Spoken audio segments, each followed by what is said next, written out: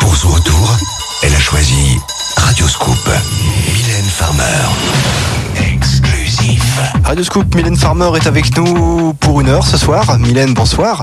Et parlons tout de suite du nouvel album qui sort. Vous êtes si timide, si discrète, on vous connaît si renfermée. Comment vivez-vous la sortie d'un album ?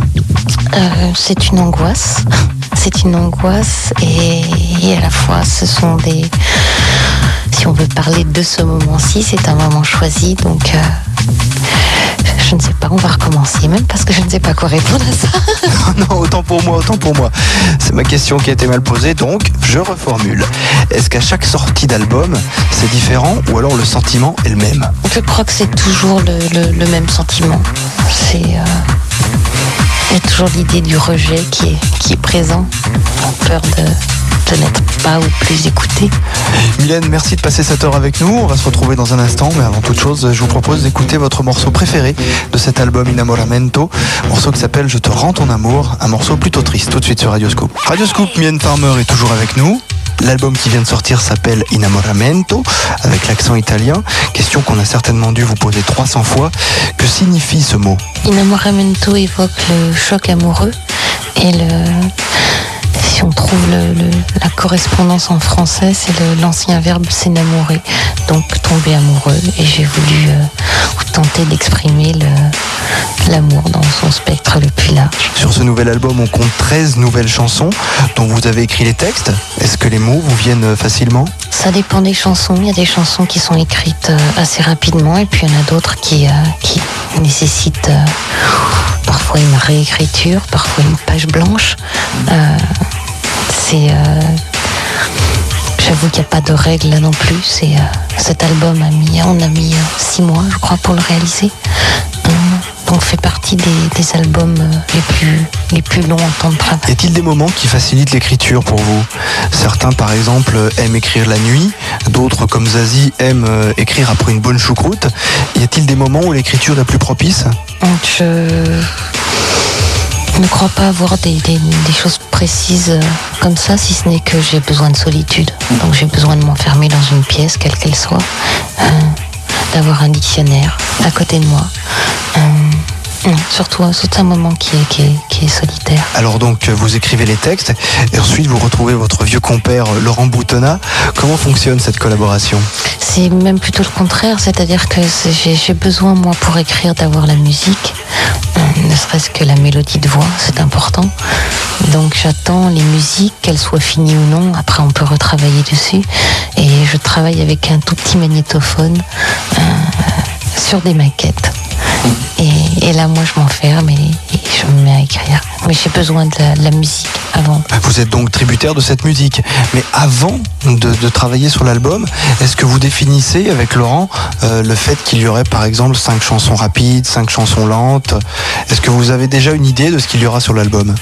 C'est pas aussi simple que ça.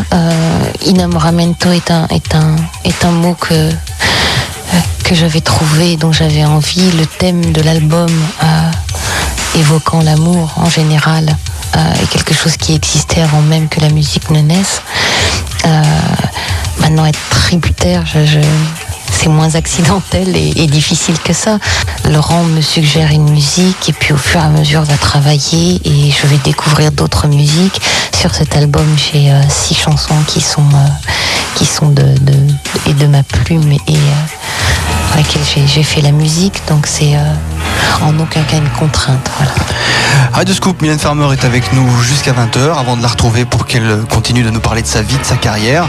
Tout de suite, je vous propose d'écouter Désenchanté sur Radio Scoop. Restez avec nous. Radio Scoop, on retrouve tout de suite Mylène Farmer qui va nous parler des mots, puisque Mylène, je sais que vous aimez lire, vous aimez les mots, les poèmes. Vous avez encore besoin d'apprendre des mots, des poèmes ? J'aime beaucoup lire, c'est vrai. Souvent, même dans des magazines, souvent ils vous parlent d'ouvrages et vous avez envie d'aller acheter ces ouvrages.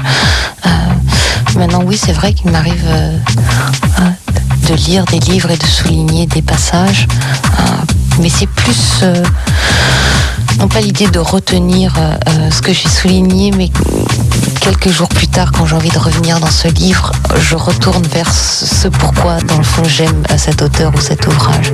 Et j'aime bien cette idée-là. Maintenant, quant à apprendre des poèmes par cœur, non. Mais en tout cas, j'adore relire les choses. La première chanson de l'album s'appelle L'amour naissant. Sur l'intro, il y a des roulements de tambour, genre marche militaire. Et là, on comprend que cet amour naissant sera un combat dont on peut être la victime. L'amour est-il pour vous un sentiment aussi compliqué? Vous le redoutez plus que vous ne l'appréciez?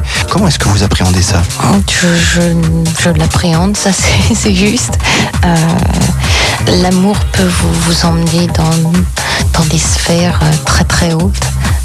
Ce peut être un vertige absolu, mais qui peut être aussi dirigé vers le bas. C'est un risque, c'est une prise de risque. C'est des choses qui sont des sentiments et des sens qui sont éveillés. Mais avec toujours effectivement cette crainte et à la fois du rejet et à la fois de l'abandon. Je pense à la passion.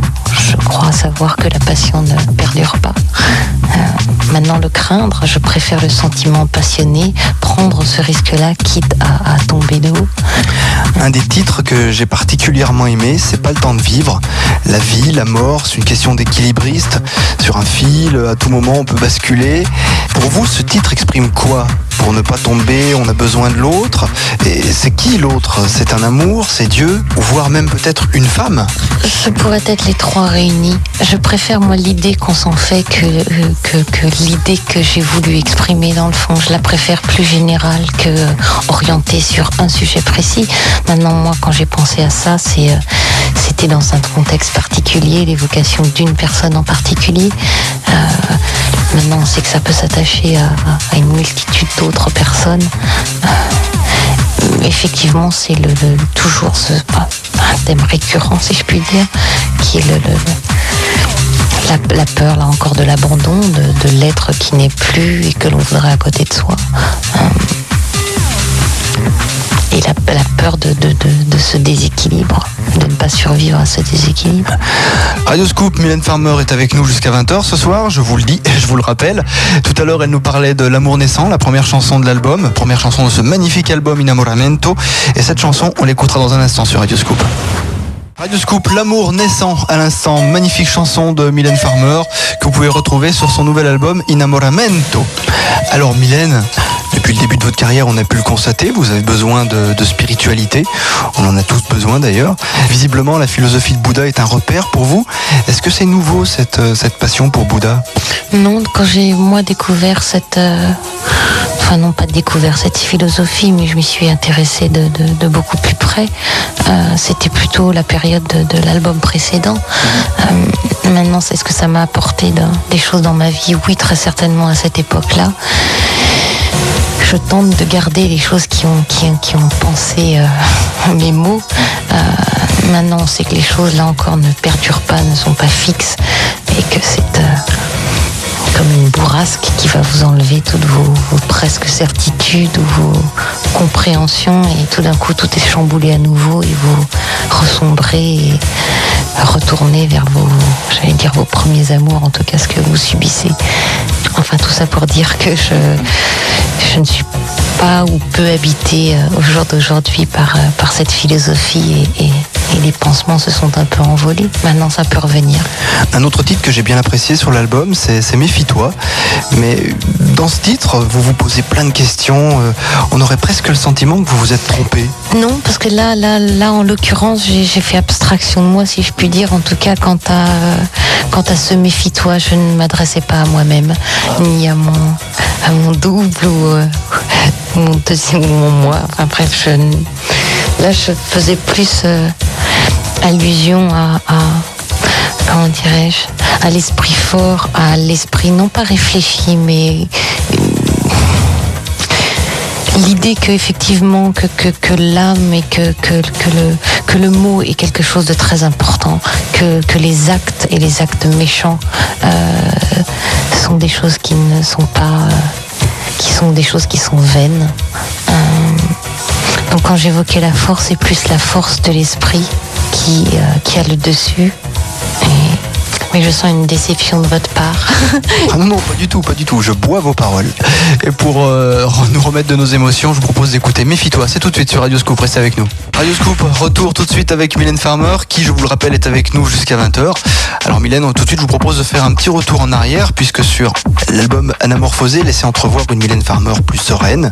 Et là, sur le nouvel album, certains vieux démons, me semble-t-il, sont de retour. Mais cette fois-ci, vous les appréhendez différemment.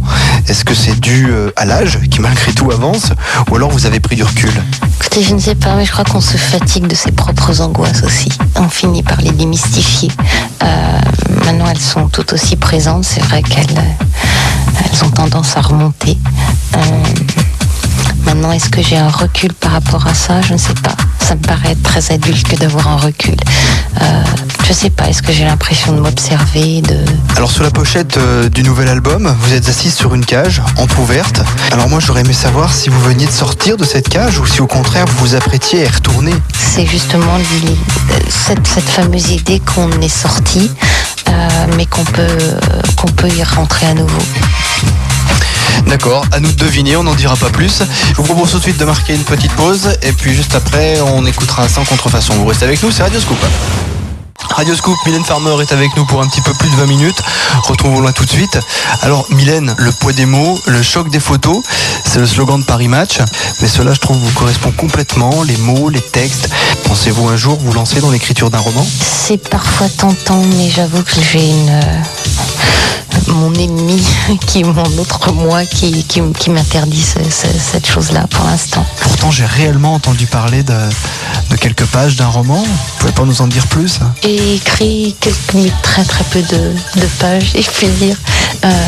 Mais c'est quelque chose qui tend vers la pornographie.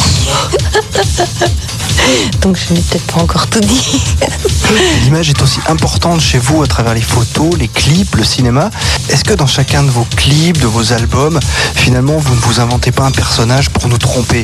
C'est peut-être un peu provocateur comme je le dis. Mais... Non, mais j'ai pas de problème pour répondre à cette question. Tout ce que j'ai pu évoquer fait partie de moi. Maintenant, vous dire que vous connaissez tout de moi, bien évidemment non. Et j'ai moi-même des amis et je ne sais pas tout d'eux-mêmes. Et j'aime cette part de secret.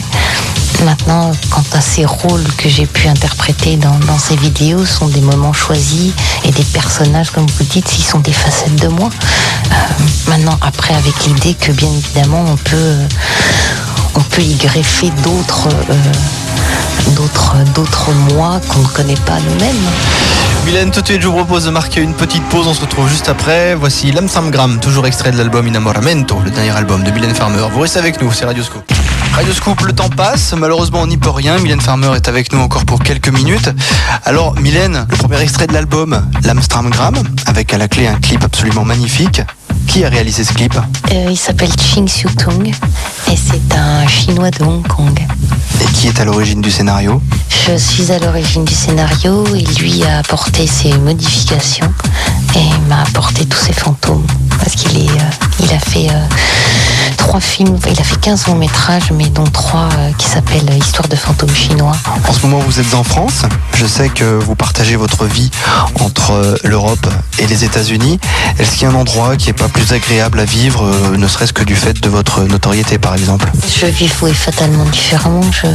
Je suis plus libre de mes mouvements, si je puis le dire, aux États-Unis, par exemple, ou en Italie, ou en Irlande. Les moutons ne me reconnaissent pas. Mylène, merci d'avoir été avec nous pendant cette heure. J'espère que ça a été aussi agréable pour vous que ça l'a été pour nous. L'album de Mylène Farmer s'appelle Inamoramento. Il est maintenant disponible partout. Je vous le conseille vivement. C'est un très bon disque. Et d'ailleurs, Mylène me confiait pas plus tard qu'il y a quelques minutes que le prochain gros carton de cet album serait Dessine-moi un mouton. Je vous propose de l'écouter pour rejoindre 20h. Au revoir.